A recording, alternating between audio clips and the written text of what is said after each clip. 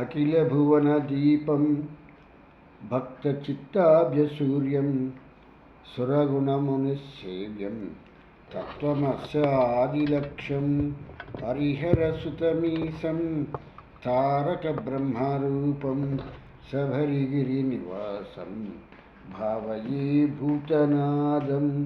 స్వామి శరణమయ్యప్ప.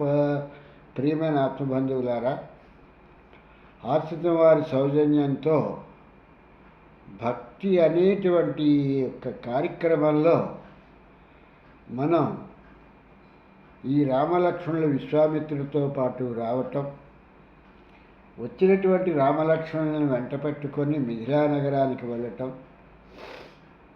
మిథిలా నగరంలో జనక మహారాజు ఇంకా ఈ యజ్ఞం 12 రోజులు ఇంకా చేయవలసినటువంటిది ఉంది. 12వ రోజు నాడు ఇక్కడికి ఆహుతులు స్వీకరించటానికి దేవతలు వస్తారు కనుక మీరు అప్పటి వరకు కూడా ఇక్కడ ఉండండి అని చెప్పటం జరిగింది. దాంతో ఈ విషయాలన్నీ విన్నటువంటి శతానందుల వారు విశ్వామిత్రుల వారిని తమ జనకుల గురించి తెలుసుకుని తన జనని తాలూకు శాప విమోచన కారణమైనటువంటి రాముణ్ణి చూసి అతనితో విశ్వామిత్రుడి తాలూకు వృత్తాంతం అంతటినీ కూడా మాట్లాడటం జరుగుతున్నటువంటి ఈ ఒక్క సమయంలో శతానందుల వారు విశ్వామిత్రుడి తాలూకు విషయాలన్నింటినీ కూడా రాముడికి చెప్పటం జరుగుతోంది. ఈయన పూర్వాశ్రమంలో ఈయన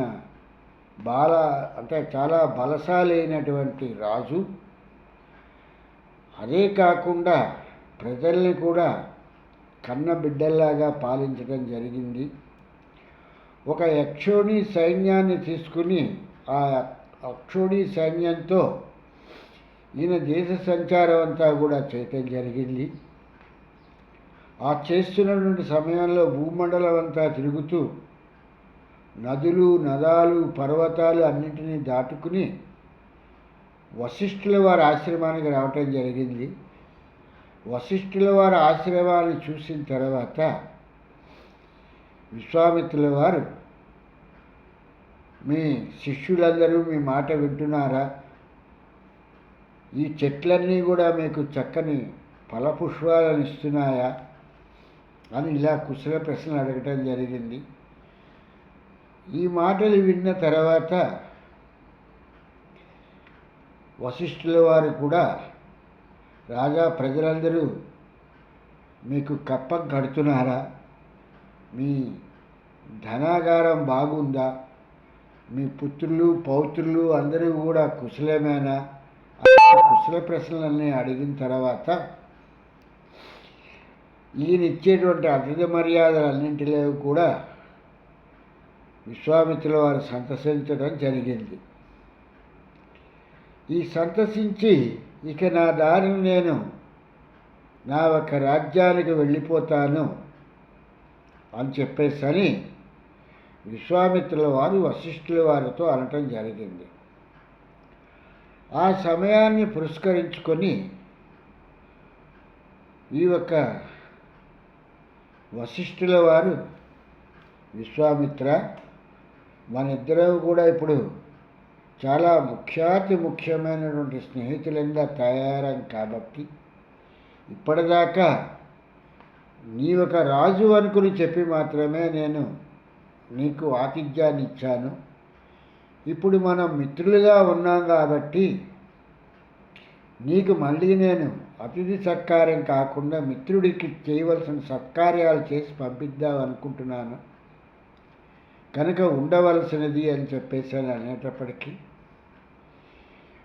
విశ్వామిత్రుల వారు, ఇప్పటిదాకా చేశారు కదా, ఇంకా నేను నా రాజ్యానికి వెళ్ళిపోతాను అని చెప్పేసి చెప్పినా వినకుండా వశిష్ఠుల వారు శబల అనేటువంటి కామధేనువుని పిలిచి, ఈ కామధేనువుకి తన మిత్రుడైనటువంటి విశ్వామిత్రుడు వచ్చాడు కాబట్టి అతనికి అతని సైన్యానికి కూడా కావలసినటువంటి అతిథి మర్యాదలన్నీ చేస్తూ వాళ్ళకు కావలసినటువంటి పంచభక్ష పరవాణాలు ఎవరెవరు ఏ ఒక్క ఆహారాన్ని తీసుకుంటారో ఆ ఆహారాన్ని ఇచ్చి నువ్వు నా ఒక మర్యాదని చూడవలసినది అని చెప్పటం జరిగింది. ఈ కథ ఇంతకు పూర్వం కూడా నేను చెప్పడం జరిగింది. మళ్ళీ చెప్పిన కథనే మళ్ళీ ఎందుకు చెప్పటం జరుగుతోంది అంటే పునరుత్పత్తి అనేసి అని అంటాము. ఇది ఎందుకు జరుగుతోంది, శతానందుడు మళ్ళీ ఎందుకు చెప్తున్నారు అనేటువంటి విషయానికి వస్తే ఇది కథ కాదు అనేటువంటి విషయాన్ని మనం గ్రహించవలసినటువంటి విషయము. ఇందులో ఏదో ఒక ముఖ్యమైనటువంటి సంకేతము మనకి చెప్పాలి అనేటువంటి ఒక ఉద్దేశంతో వాల్మీకి మహర్షి దీన్ని 2-3 సార్లుగా రకరకాలుగా మన దృష్టిలోకి తీసుకురావటం జరుగుతున్నటువంటిది. ఒకసారి రాముడికి విశ్వామిత్రుల వారే తన గాది తాలూకు కుమారుణ్ణని, ఇలా వశిష్ఠుల వారి తాలూకు ఆశ్రమానికి వచ్చానని, తను ఇలా బలసంపన్నుడిగా తను ఈ తపస్సు చేశాడని, ఉత్తర దిక్కుగా ప్రారంభించి ఉత్తర దిక్కులో ఈ యొక్క మంత్రశాస్త్రానికి సంబంధించినటువంటి ఈ యజుర్వేదానికి సంబంధించినటువంటిదంతా నేర్చుకున్నానని విశ్వామిత్రుల వారే రాముడికి చెప్పడం జరిగింది. అయినప్పటికీ కూడా మళ్ళీ శతానందుల వారి చేతన గౌతమ మహర్షి కుమారుడైనటువంటి శతానందుల వారి చేత మళ్ళీ రాముడికి ఈ కథాగమనాన్ని చెప్పిస్తున్నారు అని అంటే దీనిలో ఏదో అంతరార్థము దాగి ఉన్నది, ఇది కథ కాదు అనేటువంటి విషయాన్ని గ్రహించవలసినటువంటి విషయము. ఇక్కడ ఒక కథాగమనం చెప్పేటప్పుడు ఆ కథలో ఉన్నటువంటి అంతర్భాగాలు ఏమిటి అనేటువంటి విషయాలన్నింటినీ కూడా గమనిస్తూ అంతర్భాగాన్ని కథతో పాటు ఆకలింపు చేసుకోవాలి. ఉదాహరణగా ఈ అయ్యప్ప కథ, అయ్యప్ప జీవిత వృత్తాంతాన్ని తీసుకుంటే ఏ ఒక్క సృష్టిక్రమానికి కూడా సంబంధం లేనటువంటి కథాగమనం చెప్పటం జరిగింది. శివుడు విష్ణువును ప్రార్థించటము, విష్ణువు రావటము, మహిషిని సంహరించవలసినటువంటి అవసరం ఉంది కాబట్టి నిన్ను నేను తలుచుకున్నాను అని చెప్పటము, దానితో విష్ణువు మోహినిగా మారిపోయారనటము, ఆ విష్ణువు మోహినిగా మారిపోతే ఈ శివుడు ఇంత విశ్వానికంతటికీ కూడా శివస్వరూపుడైనటువంటి ఈయన ఆ మోహినిని చూసి మోహ వినాశకనే శరణమయ్యప్ప అని ఒక శివుడు మోహినిని చూసి మోహపడటము, ఆమె యందు ఈ యొక్క అయ్యప్పని కనటము అనేటువంటి విషయాన్ని మనకు ఒక కథాగమనంలో చెప్పటం జరుగుతోంది. ఇది వినటానికి చాలా అందంగాను ఎంతో మహత్తరంగాను చెప్పటం జరుగుతుంది. లంబాసురుడు లేకపోతే మహిషాసురుడి సోదరి అని ఇలాగ కథాగమనాన్నంతటినీ తీసుకు చెప్పడం జరుగుతోంది. ఎక్కడైనా ఒక సైన్స్లో కానీ లేకపోతే ప్రకృతిలో కానీ ఎందులోనైనా ఇటువంటి క్రియ జరుగుతుందా? ఒక పురుషుడికి గర్భాశయం ఉంటుందా? అది వేషం వేసుకోవటం అయితే ఒక స్త్రీగా వేషం వేయచ్చేమో కానీ వేషం వేసుకున్నటువంటి స్త్రీకి, పురుషుడికి ఆ ఒక గర్భాశయం ఉండటము, ఆమె గర్భం దాల్చటము అనేటువంటి జరుగుతుందా? గర్భం దాల్చకుండా ఈ యొక్క పిండము అనేటువంటిది ఎలా ఉత్పత్తి జరుగుతుంది? ఈ పిండం ఎలా శిశువు అవుతుంది అనేటువంటి విషయాన్ని ఈ తత్వ పరిజ్ఞానములో ఆలోచించగలగటానికే గురువు అనేటువంటి వాడు కావాలి. అంత తప్పితే ఇటువంటి కథాగమనాన్ని చెప్పటానికి గురువు అవసరం లేదు. పామరుడైనా సరే ఈ ఒక కథని చెప్తాడు. అజ్ఞానైనా సరే, జ్ఞానం లేనివాడైనా సరే, ఒక పశుతత్వం కలిగిన వాడైనా సరే ఇట్లాంటి కథ చెప్పటానికి చాలా గొప్పగా చెప్పటం జరుగుతుంది. కానీ ఈ కథ ఇంత మహత్తరంగా చెప్పబడింది అంటే ఇందులో ఏమిటి విశేషమున్నది అనేటువంటిది ఆలోచించటం మానేసి శివకేశవనందనుడు అని చెప్పేసని ఇష్టం వచ్చినటువంటి పాటలన్నింటినీ కూడా రాసేసుకుంటూ స్వామి దించకతోం, అయ్యప్ప దించకతోం, దించకతోం అనుకుంటూ మట్టి తెచ్చావా, మట్టి బొమ్మను చేసావా అని చెప్పేసరి ఇలాంటి పాటలు రాస్తున్నారు. ఎక్కడికి తీసుకొస్తాడు మట్టి? మట్టి లేకుండా సృష్టి చేయలేడా? మహిషి అన్నటువంటి దాన్ని సంహరించడానికి శివుడు పిలిస్తేనే విష్ణువు వస్తే మోహిని అవతారంగా వచ్చినటువంటి ఆయన నుంచి ఈ యొక్క మోహిని అవతారంలో నుంచి వచ్చినటువంటి అయ్యప్పకి సృష్టికి ప్రతి సృష్టి చేయటానికి మట్టి కావాలా?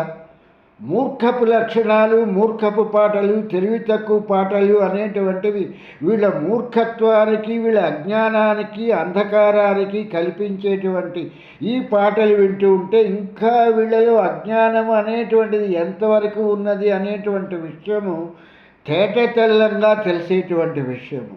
జ్ఞానులు వింటే ఇటువంటి పాటలు మట్టి తెచ్చావా, మట్టి బొమ్మను చేశావా, ప్రాణం పోసావా అని ఇలాంటి పాటలు వింటే నవ్వుకుంటారు.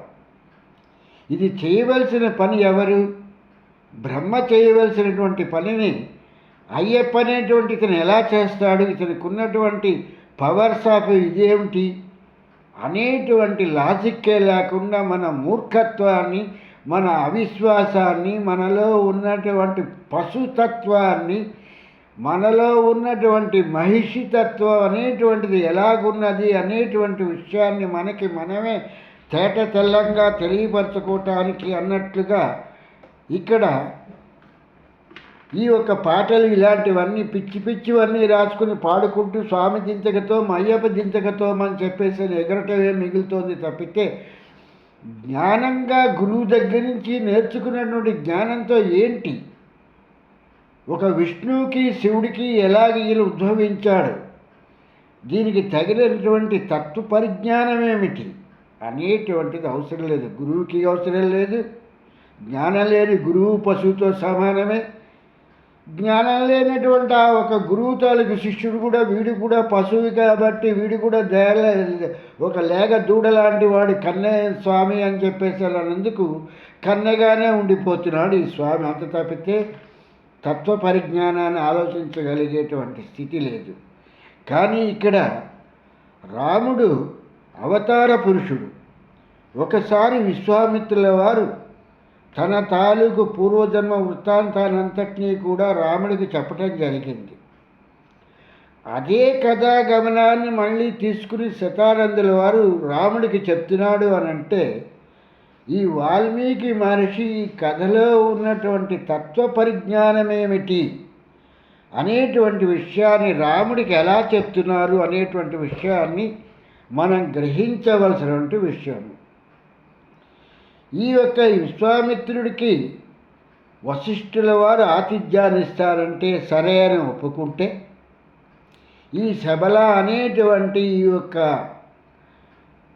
ఈ ఆవుకి ఆయన పిలిచి నా మిత్రుడికి నేను సపర్యలు ఈ పంచభక్ష పరవాణాలతోనూ నేను ఆతిథ్యం ఇస్తానన్నాను కాబట్టి ఓ శబల వీటన్నింటినీ కూడా సమకూర్చు అని చెప్పటంతో ఆ శబల వీటన్నింటినీ కూడా సమకూర్చటం జరిగింది. సమకూర్చినటువంటి పదార్థాలన్నింటితో కూడా సడ్రసోపేతంగా విశ్వామిత్రుడితో పాటు విశ్వామిత్రుడి దగ్గర ఉన్నటువంటి ఒక అక్షోణి సైన్యానికి కూడా ఈయన భోజనం అంటే ఆహారం ఇవ్వటం జరిగింది. ఇదంతా చూసినటువంటి విశ్వామిత్రుడు ఇటువంటి ఆవు మా దగ్గర ఉండాలి కానీ రాజుల దగ్గర, మీ వంటి తపస్సుల దగ్గర ఉండటానికి కాదు కాబట్టి అని చెప్పేసరి ఈ యొక్క గోమాతని నేను తీసుకు వెళ్ళిపోతాను ఈ సభలని అని చెప్పేసాను అనంటే, విశ్వామిత్రుల వారికి వశిష్ఠుల వారు 10 సార్లు చెప్పటం అయింది. మేము ఋషులమై మేము వచ్చేటువంటి అతిథులకి అతిథి సత్కారాలు చేయడానికి మాకు ఇటువంటి ఆవు ఉండవలసినదేను. అంత తప్పితే ఇక్కడ మాకెవరు వంటవాళ్ళు లేకపోతే మిగిలినటువంటి వడ్డించేవాళ్ళు ఉండరు కాబట్టి ఆ బాధ్యతలన్నీ కూడా ఈ యొక్క ఆవు తీసుకుంటుంది కాబట్టి, గోవు తీసుకుంటుంది కాబట్టి అని చెప్పేసరి వశిష్ఠుల వారు విశ్వామిత్రుడికి చెప్పటం జరిగింది. అయినప్పటికీ కూడా అహంకారపూరితమైనటువంటి అధికారి అనేటువంటి లెక్క ప్రకారంగా నేను రాజుని అనేటువంటి అహంకారంతో ఈ ఒక్క విశ్వామిత్రుల వారు ఆ ఒక్క సభలని లాక్కురండి అని చెప్పేసని తన అక్షోణి సైన్యానికి తన ఆజ్ఞ ఇవ్వటం జరిగింది. దానితో ఆ సైన్యం అంతా కూడా బలవంతంగా ఈ సభలని లాక్కుపోవటం జరుగుతోంది. ఈ లాక్కెళ్తున్నప్పుడు ఆ సభల అయ్యో నేను ఈ మహాత్ముడికి ఇంత సేవలు చేసి ఇంతలాగా నేను చూస్తుంటే నన్ను ఇటువంటి ముష్కరుడైనటువంటి ఈ ఒక్క విశ్వామిత్రుడికి ఇచ్చేశాడేమిటి, ఈ అధికారికి నన్ను ఇచ్చి నా తాలూకు సేవలన్నీ అధికారికి చేయమని చెప్పేసని వశిష్ఠుల వారు ఎందుకు ఇలా చేస్తున్నారు అని చెప్పని సభలు అనుకొని, అక్షోణి సైన్యం ఉన్నప్పటికీ కూడా వీళ్ళందరినీ తోసేసుకుని సభల వశిష్ఠుల వారి దగ్గరికి రావటం తటస్థించింది. మహాముని, నన్ను మీరు ఈ యొక్క విశ్వామిత్రుడికి ఇచ్చి పంపించేస్తున్నారా? నేను చేసినటువంటి నేరమేమిటి అని చెప్పేసని ఈ శబల అనేటువంటి గోమాత అడగటం జరిగింది. దానికి అమ్మ, మూర్ఖుడైనటువంటి అధికారికి ఒకళ్ళు ఇవ్వటం అంటూ ఏముంటుంది, వాళ్ళ అధికారంతో వాళ్ళు లాక్కెళ్తున్నారు తప్పితే నేను నిన్ను ఎలా ఇచ్చేసుకుంటాను, నిన్ను నేను ఎలా వదులుకుంటాను అని చెప్పేసి అన్నప్పుడు అతని అధికారాన్ని నేను ఎదిరించలేను కదా, కనుక నిన్ను వాళ్ళు బలవంతంగా లాక్కెళ్తున్నారు తప్పితే నేను ఇవ్వలేదు అనేటువంటి విషయాన్ని వశిష్ఠుల వారు సభలతో చెప్పినప్పుడు బ్రహ్మ ఋషి అధికారికి ఉన్నటువంటి అధికారాలంత, అతనికి ఉన్నటువంటి శక్తి ఎంత, నీలాంటి బ్రహ్మ జ్ఞాని అయినటువంటి బ్రహ్మ ఋషికి ఒక రాజైనటువంటి విశ్వామిత్రుడి వాడికి ఉన్నటువంటి అధికారం ఎంత, నువ్వు ఎందుకు ఆజ్ఞను ఇవ్వకుండా నన్ను కట్టిపడేశావు నీతో పాటు, నీవు ఒక్కసారి నీ తాలూకు బ్రహ్మజ్ఞానంతో నాకు అనుజ్ఞనయ్యి ఈ అధికారిని ఏం చేసి చూపిస్తారో చూద్దుగానివి అని చెప్పేసరి వశిష్ఠుల వారితో ఈ ఒక్క సభల చెప్పటం జరిగింది. ఈ మాటలు విన్నటువంటివి వశిష్ఠుల వారు వెనువెంటనే సభలకి ఆయన ఆజ్ఞను ఇవ్వటం జరిగింది. నిజమే, నీవు చెప్పినట్టుగా ఒక బ్రహ్మజ్ఞాని ముందు అల్పుడైనటువంటి అధికారి తన తాలూకు బలమెంత, తనకున్నటువంటి శక్తి ఎంత, ఎంతమంది సైన్యం ఉన్నప్పటికీ కూడా వాళ్ళని త్రుటి కాలంలో నాశనం చేయొచ్చు, కాబట్టి నీవు ఈ బాధ్యతను తీసుకుని చెయ్యి అని చెప్పేసి వశిష్ఠుల వారు సభలతో చెప్పటం జరిగింది. ఈ మాట విన్న వెంటనే సభల తనలో నుంచి కొన్ని వేల మంది అనేటువంటి సైనికులను సృష్టించడం జరిగింది.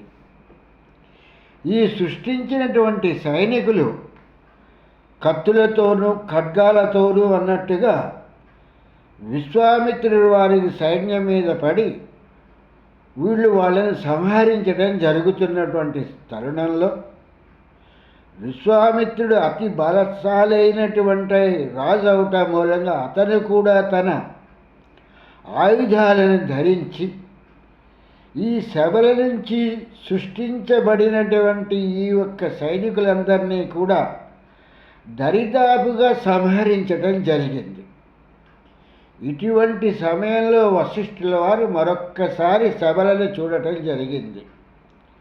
ఆ చూపులో ఉన్నటువంటి అర్థాన్ని తెలుసుకున్నటువంటి సభల ఇంకా కొన్ని లక్షల మంది సైనికులను తనలో నుంచి ఉద్భవింపజేసి మారణాయుధాలన్నింటితో కూడా విశ్వామిత్రుడి తాలూకు సైనికులందరినీ కూడా సంహరించడం జరిగింది. విశ్వామిత్రుల వారికి అప్పుడు విషయం అనేటువంటిది అర్థమైంది. ఒక అధికారి తన తాలూకు అధికారంతో చేసేటువంటి అధికార బలం కన్నా ఒక బ్రహ్మ తపస్వి అయినటువంటి వాడికి ఉన్న శక్తి చాలా గొప్పది. ఆ శక్తి ముందు ఈ యొక్క మానవ శక్తితో సాధించుకున్న అధికారంతో ఏమీ చెయ్యలేము. అది బ్రహ్మశక్తి, దైవశక్తి అనేటువంటిది. వస్తుతః అతను బ్రాహ్మణుడు, వశిష్ఠుల వారు కనుక అటువంటి బ్రాహ్మణుడైనటువంటి వశిష్ఠుల వారు బ్రహ్మర్షి కూడా అవటంతో ఆయన ఇచ్చినటువంటి అనుజ్ఞ తీసుకున్నటువంటి శబల ఇంత శక్తివంతురాలైంది కాబట్టి ఈమె నా తాలూకు సైనికులందరినీ కూడా సంహరించి, నా తాలూకు పుత్రుల్ని కూడా సంహరించి, నా పౌత్రుల్ని కూడా సంహరించి ఇంత కార్యక్రమం అనేటువంటి ఇంత దురదృష్టకరమైనటువంటి పరిస్థితులని నా తాలూకు అధికార బలంతో నేను తెచ్చుకున్నటువంటిదే కదా. విధి నా అధికారాన్ని, నా తల శిరస్సుని వంపింపచేసేటువంటి పరిస్థితికి తీసుకొచ్చింది కాబట్టి ఇప్పుడు నేను ఈ యొక్క సభలను ఎదిరించగలిగేటువంటి శక్తి నాకు లేదు. ఒక గోమాత అయినటువంటి సభలనే ఎదిరించలేని నేను వశిష్ఠుల వారిని ఏమి ఎదిరిస్తాను అనేటువంటి దీర్ఘమైనటువంటి తన శ్వాస తీసుకుని ఆలోచించి బ్రతుకు జీవుడా అని తన తాలూకు చివరి కొడుకుని ఎంట పెట్టుకుని తన కోసల రాజ్యానికి వెళ్ళిపోవటం జరిగింది అని చెప్పేసని శతానందుల వారు ఈ కథాగమనాన్ని చెప్తున్నటువంటిది. నేను ఇంత విపులంగా చెప్తున్నటువంటి ఈ కథాగమనాన్ని గ్రహించగలిగేటువంటి జ్ఞానులు ఇందులో ఉన్నటువంటి తత్వ పరిజ్ఞానం ఏమిటి అనేటువంటిది వాళ్ళు గ్రహించటానికి చాలా అవకాశం ఉంటుంది. అరటిపండు ఒలిచి చేతిలో పెట్టి తినమన్నట్టుగా తత్వ పరిజ్ఞానాన్ని ఏ గురువు కూడా పూర్తిగా విపులీకరించటం జరగదు. తత్వాన్ని తత్వంగానే చెప్తారు తప్పితే తత్వ విపులీకరణ మాత్రము శిష్యుడు కానివాడికి గురువు ఎప్పుడూ కూడా చెయ్యడు. కనుక తత్వ విపులీకరణ జరగాలి అంటే బ్రహ్మ విద్యా సాంప్రదాయాన్ని తెలిసినటువంటి ఆ గురుదేవుని ఆశ్రయించినప్పుడు మాత్రమే తత్వాన్ని విశ్లేషించడం జరుగుతుంది తప్పితే తత్వంగానే చెప్పడం జరుగుతుంది. కాబట్టి ఈ కథను ఇంతకన్నా కూడా విపులీకరించడం జరగదు. కాబట్టి శతానందుల వారు ఎందుకు రాముడికి ఇలా చెప్పటం జరుగుతోంది, ఇది రెండోసారి చెప్తున్నటువంటి కథాగమనము అనేటువంటిది వినేటువంటి శ్రోతలు గ్రహించి బ్రహ్మ విద్యా సాంప్రదాయాన్ని తెలిసినటువంటి గురుదేవుల్ని ఆశ్రయించి వారి వద్ద నుంచి బ్రహ్మ విద్యా సాంప్రదాయ ప్రకారంగా ఈ కథలో ఉన్నటువంటి అంతర్భాగాలు ఏంటో తెలుసుకోవాల్సిందిగా నా మనవి. ఆ వెంకటనాథుడి అనుగ్రహంతో అటువంటి బ్రహ్మ విద్యా సాంప్రదాయానికి సంబంధించినటువంటి గురువులు లభిస్తే ఇటువంటి కథలలో ఉన్నటువంటి అంతర్భాగం ఏమిటో తెలుస్తుంది. లేకపోతే మనకి మిగిలేటువంటిది ఏంటంటే హరిహర నందనుడు అనేటువంటి పేరుతో మనం భజనలు చేసుకోవటం, స్వామి శరణం, అయ్యప్ప శరణం, స్వామి దింతకతో, అయ్యప్ప దింతకతో భిక్ష చేస్తాను స్వామి, అని చెప్పేసినటువంటి ఇటువంటి మాటలు మాట్లాడుకోవటమే మిగులుతుంది. మట్టి తెచ్చావా, మట్టి బొమ్మను చేసావా, ప్రాణం పోసావా అని ఇలా పాడుకోవటం జరుగుతుంది. అందులో ఏ ఒక్క జ్ఞానానికి సంబంధించినటువంటి ఒక్క పదమైనా ఉన్నదా? ఆ ఒక్క పాట పాడుకుంటే ఏమిటి మనకు వచ్చేటువంటి జ్ఞానము అనేటువంటిది ఏమన్నా ఉన్నదా? ఏమీ లేదు. దడ దడ దడ అని చెప్పేసి మద్దళ్ళ వాయించేసుకున్నాం అన్నట్టుగా డోలు డొక్కు ఏది కనిపిస్తే దాన్నల్లా శబ్దాల్లోకి తీసుకొచ్చి చిత్తగా బాధేసుకోవటమే మిగులుతోంది తప్పితే అంతకు మించి మిగిలినటువంటి పరిజ్ఞానం లేదు అనేటువంటి పరిజ్ఞానం అర్థమవుతున్నటువంటి విషయం. కనుక ఇటువంటి వృత్తాంతాలు నేర్చుకోవాలంటే బ్రహ్మ విద్యా సాంప్రదాయానికి సంబంధించిన గురువుల దగ్గరనే కూర్చుని నేర్చుకోవాలి తప్పితే సభాస్థలిలో కూర్చుని 1,00,000 మందికి ఉద్దేశించి మాట్లాడే మైకుల ముందు మాట్లాడేటువంటి వాళ్ళ మూలంగా వచ్చేటువంటి జ్ఞానం ఏమీ లేదు. అతనికి జ్ఞానం లేదు, అతని జ్ఞానశూన్యుడు. ఆ జ్ఞానశూన్యుడు చెప్పేటువంటి మాటలు వినటం మూలంగా మనకి మాత్రం ఏం జ్ఞానం వస్తుంది? మనకి మాత్రం వచ్చేటువంటి పశుతత్వమే వస్తుంది. అంత తప్పితే ఇంకోటి రాదు. కాబట్టి మహిషి మర్దరనే అయ్యప్పనే స్వామి అని చెప్పేసి జేసుదాస్ గారు పాడినట్టుగా ఆ మహిషిని ఎలా మర్దించాలి, ఆ మహిషిని మర్దించటానికి అయ్యప్ప అనేటువంటి వాడు జ్ఞానసుతుడు ఈ హరిహరులకు ఎలా ఉద్భవిస్తాడు అనేటువంటిది జ్ఞానంలో